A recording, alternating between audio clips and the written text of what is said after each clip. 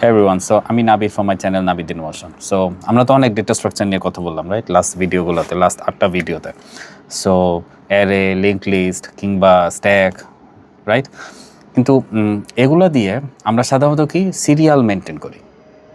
But এই যুগে এসে রিয়েল টাইম সিস্টেমে যখন কোটি কোটি ট্রাফিক হিট করে, তখন সব কাজ কিন্তু সিরিয়ালি করা যায় না, চাইলেও সম্ভব না। কারণ জরুরি যেই কাজগুলো আছে সেগুলোকে কিন্তু প্রায়োরিটি দিতে হয় সবার আগে, right? So let's say for হসপিটালের একটা এক্সাম্পল দিই, হসপিটালের ইমার্জেন্সি রুমের কথা। ওকে, সো কেউ হয়তো হাত কেটে এসেছে, রাইট? আবার কেউ হয়তো লাইক হার্ট অ্যাটাক নিয়ে আসলো ফর এক্সাম্পল। এখন যদি ডাক্তার সিরিয়াল মেনটেন করে এবং সবাইকে লাইনে দাঁড়া করায়, তবে তো আসলে এটা বিপদ হয়ে যাবে, রাইট? কারণ এখানে যার অবস্থা সব থেকে বেশি খারাপ, ক্রিটিক্যাল কন্ডিশনে আছে, জীবন মরণের ব্যাপার, ওকে, তাকে কিন্তু সবার আগে ডাক্তারকে দেখতে হবে, রাইট? সো কম্পিউটার সায়েন্সে এই কাজের জন্যই আমরা ব্যবহার করি হিপ নামক একটা কি বলে ম্যাজিক্যাল একটা ডেটা স্ট্রাকচার। ওকে, সো আজকের আড্ডায় আমরা বোঝা ট্রাই করব যে হিপ কিভাবে কাজ করে। ওকে, যারা একদমই নতুন প্রথম শুনছেন, HEAP, ওকে, হিপ।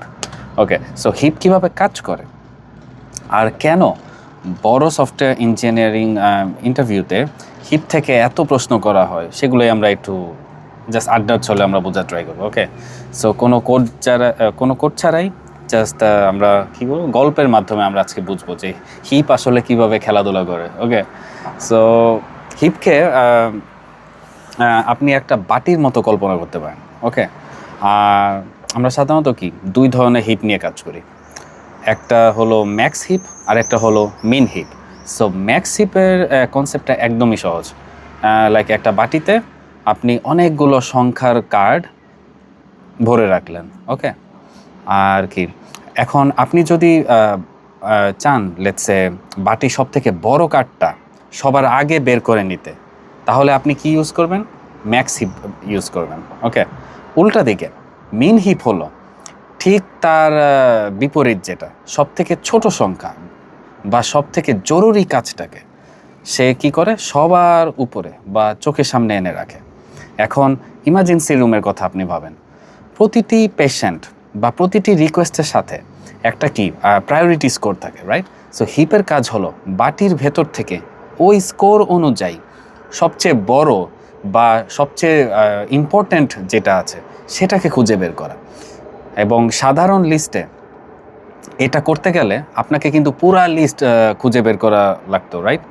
যা অনেক সময় কি সময়ের ব্যাপার। কিন্তু হিপ এই কাজটা কি করে একদম চোখের পলকে, লাইক লগারিদমিক টাইমে সে করে ফেলে। ওকে, সো আরেকটা আমি যদি মজার একটা অ্যানালজি দিই আপনাদের, মনে করেন সকালে ব্রেকফাস্টের জন্য আপনি সিরিয়ালের একটা আপনি কি নিলেন, বাটি নিলেন।